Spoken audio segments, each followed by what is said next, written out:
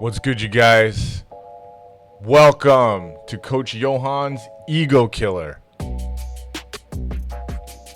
I'm Johann Francis, CSCS. This is a show where we talk motivational stories about people we meet inside the gym, because there's one thing I know about you guys. You do a lot better once the ego's been defeated. Today I have a very special guest on the show. We're going to sit down and talk. It's from Cali to Toronto, aka T-Dot, right? My birthplace, where I get to talk to a very interesting person, Candice Mitchell.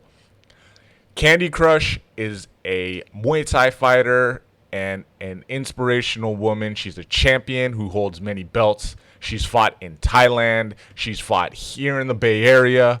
She's done a lot of stuff, and a lot of her Muay Thai career began post 30, right? As I've met a lot of people inside the gym who start doing Muay Thai at different ages. Some people are in their 30s. Some people are in their 20s. I'm starting to learn how much of a lifestyle difference it is. Muay Thai is very different. It's not like boxing where, most of the most renowned folks, start at 9. You know what I mean? I mean, of course, in Thailand, it is very common for them to start at 9 training. But around the world, it could be a lot of different ages. And there is a disproportionate advantage inside of boxing if you start really young, as it would be the case with a lot of sports. But inside of Muay Thai, because it's so dynamic, it requires so much internal toughness, because it's more about how relaxed you can be before you're opening up for strikes, etc. And it's just this beautiful mind game. Not game necessarily, but it's this beautiful invocation of your mind. You can start a little bit later in life and get really good at it, as Candy Krush, Candice, talks about, And it's great. We got to talk about it a little bit. I learned about her just through happenstance, when Twitter and Instagram suggests that you follow other people and listen to other people. That's actually how I found out about her. And then I started to see all these common threads, and I thought at some point I'd like to really talk to her. So she was cool enough to take time out of her day as the head strength coach at Toronto Muay Thai in Canada there and talk to me. She's a Caribbean woman. My family is from Jamaica, so I immediately I didn't know she'd have an accent. Even though I know she's Trinidad, right? She's Trini. I didn't know she'd have an accent. So hearing the accent, it really made me. I understand all the words and the nuances of that fantastic accent. So without further ado, everybody, enough chit chat by me. Enough of the preamble. I know. Let's get right to it. Candy Krush, in medias res. She's literally doing her road work right before the interview. Like, talk about living the lifestyle and talking it like you walk it. That's about as thou wow as you can get. That's about as authentic as it comes. And it was, again, really cool to sit and talk with Candy Krush. So here she is. A sit down with Candice Candy Krush Mitchell. It's kind of cool to have you in the middle of training. It's like you're living the life, right? Yeah, I'm stopped really far away from home still, and I was just running back, so I won't get there. You know what? I appreciate it a lot, because I know that we don't know each other at all. And it's kind of like, who's this random dude? Kind of like, but let me just start off by saying what happened and how I met you. Is that cool? Yeah. Or how I got to know about you. So, as you know, fight world, Muay Thai world is very small. I think I was on socials. I'm in San Jose, California, and I saw training at CSA. And then I saw one of your profiles, and I think you had the Canadian flag. And like I said, I was born in Toronto, and so I was like, whoa, these are parallels are happening. And so I learned a little bit about your backstory. And we are starting the recording, by the way. And I'm with, of course, Candy Krush Mitchell. Hello. And she's walking through Toronto, I think. Yeah. And Out for a run. out for a run. And and Candice is, why don't you tell the audience about yourself and what it is that you do? Because your story, I think, was really, really interesting. Well, I'm a professional Muay Thai fighter. I'm based in Toronto, Canada. I am, however, originally from Trinidad, so I'm Trinidad born and raised. Moved here many years ago. And yeah, I just kind of found the Muay Thai accidentally in my 30s. I was just walking by and I saw a gym that said Muay Thai. I had no idea what Muay Thai was. And I figured, hey, let me we'll go check it out. And kind of just fell in love with the sport from there. And my first amateur tournament 6 months into training, which was like a TBA competition in Ottawa, and I kind of like really got addicted after that. I was like, wow, I gotta train more seriously and really get into this thing if I want to compete. So that kind of fell in love with the sport, and really wanted to learn more, experience more. So I think a few years later, I kind of quit my job and moved to Thailand. Oh, So I was in. living in Thailand for like 3 years, just training and fighting. That's great. That is awesome. See, like, I love that you decided to make the move and you did it. So, that is so dope. So the idea of my show is called Ego Killer, okay? It is about motivation. It must have taken quite a bit of motivation to just move to Thailand. Tell me about that first idea. Why did you decide to just move there instead of like train in Canada? That's maybe.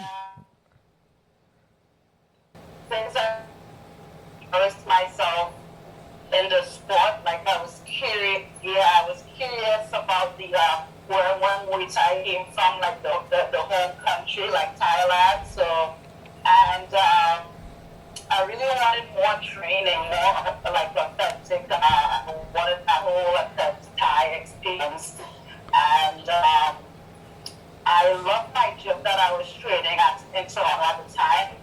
I didn't want to switch gyms to go to another gym in the city because there were other gyms in the city that I could have trained out of and gotten really more experience. But I figured it was better to travel out of the country and get new experiences.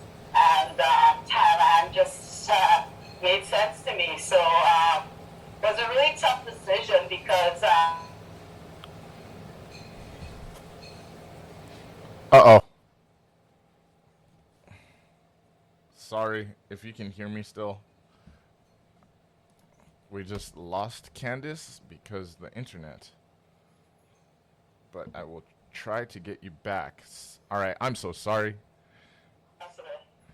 The last thing that I heard was it was a tough decision. That was the last thing I heard. Yeah. Could The end of making that ultimate sacrifice, and it turned out to be one of the best decisions of my life. Hindsight now, like then I was scared making the decision then, but I look back. right? Yeah. Man, tell me about the first day you went there. How intimidating was that? Because I imagine it had to. I know you're a tough woman, you're a fighter. Muay Thai. Wasn't Yeah. I wasn't intimidated at all. No. I did.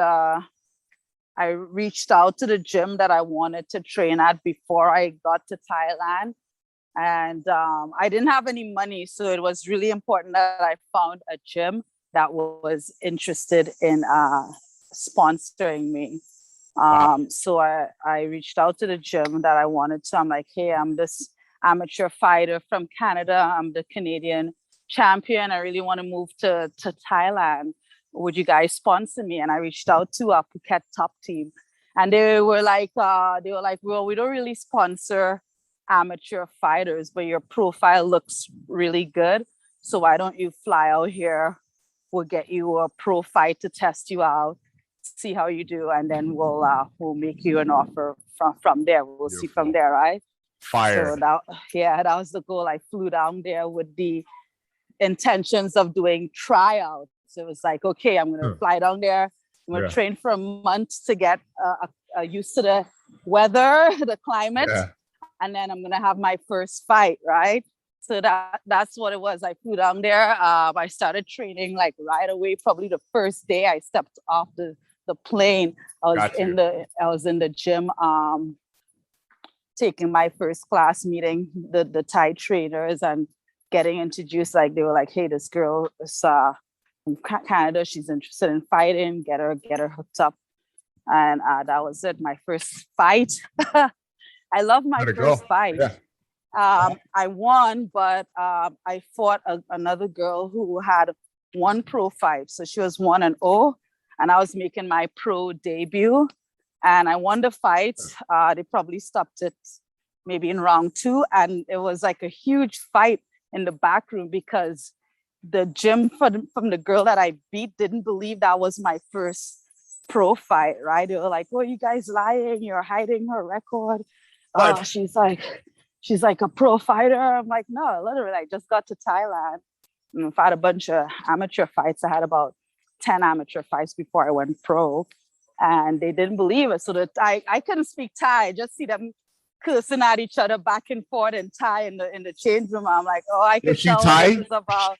Was she Thai? She wasn't. She was not Thai. She's a foreigner. She was from either Australia or New Zealand. I'm not sure. I can't remember the country. And yeah, they were not happy.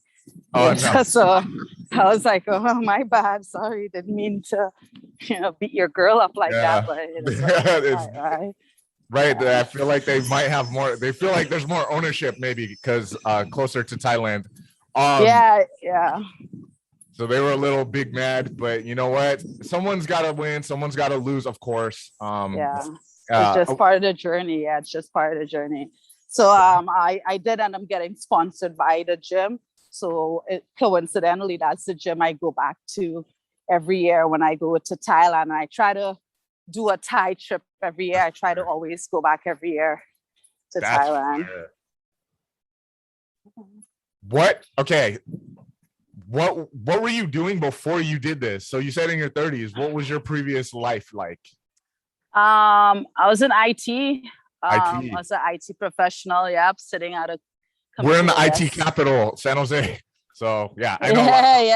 Yeah. I worked for a bit when I came out there to train at CSA. So I was working for a company out there for a bit. But I was working for the banks here, and my family, I should say, wasn't happy that I kind of quit my secure, safe bank job to go fly halfway around the world in a country that, don't speak English. I don't speak English. I'm a Black woman on my own going out to a country with they were not happy. I bet not. Their shit, yeah. But it was a great experience. I sold everything I own. Like, I gave up my apartment. I fit my entire life down to like a backpack and a suitcase, like one suitcase and my backpack with my gear, and that was it. That was my life for 6 years because I was just traveling for 6 years with just my backpack, training. That's very romantic. I love that. It is. It's not, it takes courage. So that's cool. That's very interesting. Do you feel like, and I saw you had lion fight too. So what was the progression along your career like? Because you found success. Like, what would you have done if it didn't work out? I think I would have been happy anyway. I think my initial goal was just to go Thailand and become a better Muay Thai practitioner. So I wasn't really expecting to be like a world champion. I wasn't really expecting to be on Lion Fight or all these shows. All I was expecting was to go to Thailand, become better at the sport, and kind of grow from there. So I kind of exceeded my initial expectations as to what I could do in the sport and how far I could go. So every step up, was it any more intimidating, or was that your attitude the whole time? Was that your spirit? Just like, hey, I don't have massive expectations. Like, I'm gonna just do this. And I'm just having fun, yo. Okay, fair enough. You know, I'm turning 40 this year, in a few months actually, and Respect. I'm fighting for a WBC title the same week as my birthday. So my birthday is the 18th. I'm fighting on the 20th, so I'll be turning 40. Respect. Be good. Yeah, Respect. so that's what's up. And yeah, I'm just having fun. Every fight I grow a little bit more, and just I'm learning. Yeah, I'm learning. I'm developing. I'm growing. So now you're in Toronto, right? And you're a coach, yes? Yeah. So I co-own my own gym here. So what's the name of it, my friend? Say that again. Oh, what was the name of it? The gym? Toronto Kickboxing and Muay Thai Academy. Beautiful. So it's a gym I started out at when I was a beginner, and opportunity just came up for me to become part of the ownership team. So that was pretty awesome. I kind of jumped on that. Or you're helping the amateurs and the pros and stuff become better.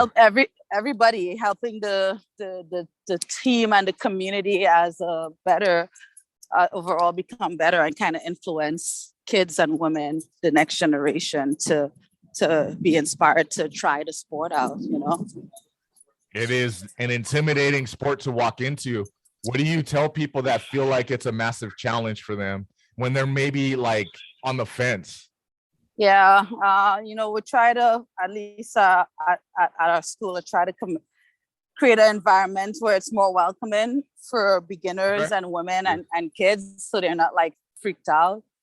So like I do all the fighter stuff later in the night or in the weekend, but during the daytime and early time, it's just like a really easygoing scene where people feel like really comfortable entering and just sitting and watching or trying it out and not feeling intimidated. So you foster an environment that's great, right? Yeah, very beginner friendly. You have to be. Yeah, you have to be. Yeah. You mentioned too your background, my friend. Yeah, I am from Trinidad. What up, Trinidad? Yes. What up, Trinidad? The Caribbean is also slowly starting to grow in the sport of Muay Thai. So I'm pretty excited about that, to see more countries adapted, especially the islands. I feel like there's some talent in the islands. There's good. Yeah, very athletic, a lot of athletic people down there. So I think it's a sport that will thrive very well in the Caribbean islands. I can only imagine. Wouldn't that be the next great fighter coming out of there? Oh, it's going to be amazing, especially now with Muay Thai in the Olympics. We're going to get a lot more people kind of focused and dedicated to pursuing this on a long-term goal there. 100%. Did you always? What do you speak in Trinidad? Like, English is the English, and I guess they got Spanish on there as one of the languages too. But yeah, we're English speaking country for the most part. Okay, cool. Yeah, yep. So that's great. We have what is next for you? Well, like I say, I'm in fight camp right now, so I'm just training for my upcoming fight in November.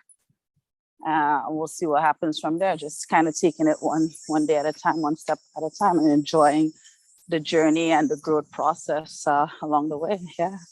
Sparring multiple times a week, running in between. What is your optimal type of program? You don't have to give away the secret sauce, but you know. It changes every fight camp. A little bit different with me now, because before I was training full time. But now I'm training part-time because I'm still working full-time and I'm coaching. So kind of training in Busy. between. Yeah, training when I get a free time, kind of like is what it is right now. When I got a free moment, I train. You lift And try weights? to I don't lift. You don't lift at all? I don't Wow. lift at all. Do you think it's good or bad for fighting? There's definitely benefits. I don't like it because I'm a wimp. I don't like lifting. I don't enjoy lifting, so I don't do it. But if you enjoy, if you enjoy it, and there's definitely some benefits depending on how the coaches are using the lifting to help you in your sport. So I was always just very like, I thought it was so cool that you, I guess, bucked what would be easy is like you're in your 30s and you don't want to take on a new thing, you know, like you kind of get set in your ways. I think that's really dope. What would you tell people? Should you do it even if you have a comfortable living? Is it always important to follow your dream? Like, oh, I see myself doing this.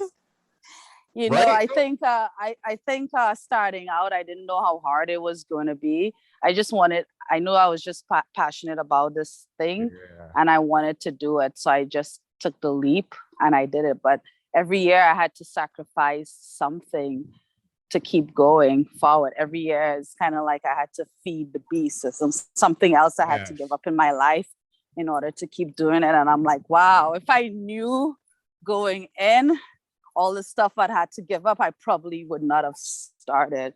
So the kind of naive ignorance that I had entering the sport was helpful because I didn't know what I didn't know. Hey, that's until I got there. Though.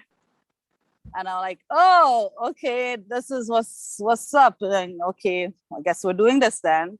So and to get to the next level, you have to give up something more. So you can't do the same stuff you did the year before and expect it to bring you success the next year. The next year you got to add on to that and give more and sacrifice more. So it's an insane beast that keeps turning. Yeah. I like that analogy. I will think of that whenever I have to give up, like, sacrifice stuff to feed the beast. I love it. I feel like I kind of get what you mean because you have to feed that motivation. You have to. Yeah, it's like and the beast is because you always want more. It always wants more, and every time the contribution or the sacrifice is bigger. Like the first time I got into Muay Thai, what did I have to sacrifice? My job. Okay, then I had to sacrifice, my country. I had to leave Canada, I had to leave my home, I had to leave my friends, and then you get to Thailand. Okay, now I got to live in this I was living on site, I was living at the gym. So it's not like some fancy shit, right? I live on site, just a room, a bed, done, right? Give up friends. So I train, I sleep, I eat, I repeat. That was just a life for like a year. So like every year it was just a fight camp. Okay, I didn't date, so I gave up that. And I wasn't partying or any of that stuff. Wasn't drinking, wasn't smoking. Had to eat clean because I was always on weight because you never know what the Thai guys don't give you notice. They kind of just walk up to you and they're like, oh, you fight tomorrow, what? Okay. or you're fighting this Friday, no notice. So you always had to be ready to go. You're on weight, you're on point. So yeah, that's what it is. That's a little comforting though, because like then you don't have to they say you don't get ready, you stay ready. Yeah. That's what it is. It's not easy. Yes, man. What can you tell others who are fans of yours and are future fans? What can you tell them about making sacrifice?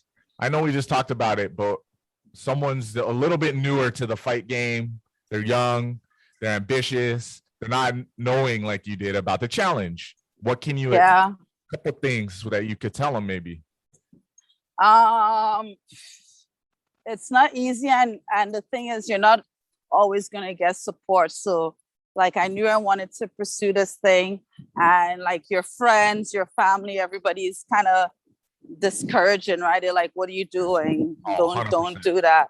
It's so hard when you have this dream that you're passionate about. Only you can see the vision. Only you have that pull. Only you have that calling, right? And you have to have that kind of strength and courage to kind of like disregard what your friends and family are telling you. And it's really hard for people to do, because those are your friends, those are your family. You know, at the end of the day, they kind of have your best interests at heart, but they don't know what's inside, you know, this beast inside of you. So you got to have the courage first to begin with, to stand up to the well-meaning people in your life and push through and take that leap of faith in yourself and just do it.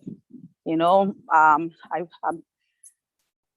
approached it in a way as if it didn't work out, if Thailand didn't work out, I could always come back to Canada. You know, 9-to-5 jobs are always there. You could always get another boring 9-to-5 mundane job and just go back to paying bills and living paycheck to paycheck. That shit's never ending, you know? That's right. So I was like, fuck it, I'm going to take a chance. I'm going to go do this thing. If it doesn't work out, you know, you can always come back home. You can always go back to what you're doing. You could always go back to your job. Your family is always going to take you back because they love you. They're going to support you no matter what. So like, fuck it, just do it, you know? Don't be scared. Yeah, don't be scared. Try it out. At least try, you know? It may work out, it may not work out, but like, my biggest fear throughout this whole journey is what if, you know, not trying, not knowing, spending my whole life going, what if I could have been a Muay Thai champion? I would never know if I didn't try. Okay, so the if was scarier than me than not trying. So come on, right? Yeah, just try it. If it doesn't work, fuck, it doesn't work. At least you tried. No. But you know, you didn't even try. You had your friends and your family convince you. They don't know your calling, your passion, your beast. You know your beast, right? So just do it. Just try. If it doesn't work out, okay, try something else. So you can always go backwards, but it's always good to try to progress forward, even a little bit. Yes, I love it. I agree with you. Perfect. I love that. You mentioned you have belts. Can you tell us what your belts are? Yeah. Do you not care about your belts? Yeah, I stopped paying attention. I don't know why. I should go back and chronicle and really take stock of the kind of belts and titles. I feel like I know, especially in Thailand, I was just head down fighting fighter after fight. It took my manager or one of those guys to say at some point in time, hey, you know, you're like a 2-time world champion or something like that. I'm like, really? At what point in time? Because it's crazy. Like, my first world title, I didn't even know I was fighting for a world title. My Thai trainers were just like, hey, you're going to be fighting on Queen's Cup. Just show up. I showed up and I started fighting. And then halfway through the fight, like round 2, my Thai trainer was like, oh, by the way, you fight for belt. What? So they do shit like that. Like that all the time. I was fighting for a title. I didn't find out till round 2 of the fight. And the only reason they told me is because they wanted me to stop goofing around. They're like, this is for a belt. You might want to fucking knock this girl out and stuff, like playing out there. I'm like, what the fuck? You guys are so mean. I feel like that was good for you though. It sounds like that was cool. Like you were okay with that though. Like you didn't go, hey man, what's up? Why didn't you tell me? You were kind of like, all right, I feel like. Yeah. I'm like, I should probably start fighting at some point in time and stop goofing off if this is for a title. You guys need to say that. But, that's right. And in Thailand, in Thailand, they don't give you your belts either, right? You either have to buy it from the stadium or some shit like that. So it's like you win your belt, you take your photo, and then you hand them the belt back. So it's like, did I actually win? I don't know. Okay. Dang, I didn't It's know like, that, but that makes you never see them with belts. You rarely yeah, see guys with you belts. they just give you it for your photo op, and then you give them, and you can buy it, but the price to buy the belts is kind of like my entire fight purse. I'm like, I'm a broke fighter. I'm not gonna pay you all this money for a belt or give up my Your fight trophy. purse just so I can have a belt. So like a lot of my belts, I don't even have. I should probably make it a goal to go back at some point in my life and collect them, right? Now that I'm not so broke anymore. Yeah, I should. You know what? Yeah. Put them on Yeah, the I should wall. do that. I should Hey, do that. your gym might have the wall. It's open for belts. So Yeah, that's a good idea. I should make that a project. Go collect my belts. But so yeah, listen, the time. thank you for your time. I'm gonna, because I have Zoom and it's the 30-minute variety. But I mean to record. So yeah. it has what do you got going the rest of the day? Is it your day off? No, I don't have days off. Ooh. 7 days a week. Yeah. 7 days a week. I work 9 to 5 at my day job. And then I go to the gym and I teach some classes and then I train. So where do you get the energy? Like, I have no fucking idea. I think I sleep like 4 hours a day. See, you're one of those people that can get away with that. I am not. I don't know. I can you can get away with it for a time, but then it catches up with you and it manifests itself in other areas. So I am trying to work towards cleaning that up, and hopefully I can get some free time soon to kind of sleep 8 hours, which is very important. Very important for training, for fight training. And your food is good. Like you eat like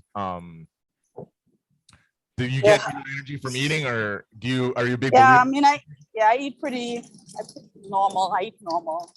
It's nothing special. Rice and peas, jerk chicken, sushi. Yeah. I eat normal. That's right. Nothing fancy happening here. That's what's up. Well, thank you for taking the time. I love my time at CSA.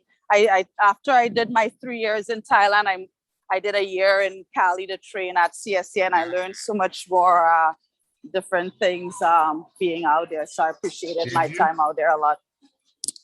Yeah, that school is I think very well known. Yeah, I've never met so much fighters and champions under one roof. You know, that's what made it super appealing. Like you'd go to a sparring class and you'd have like 20 champions in that one room training. And they're still doing it. I've seen them on IG. I think they have like 2 gyms or something. I don't know how close you are. I don't want to, but no, they're known.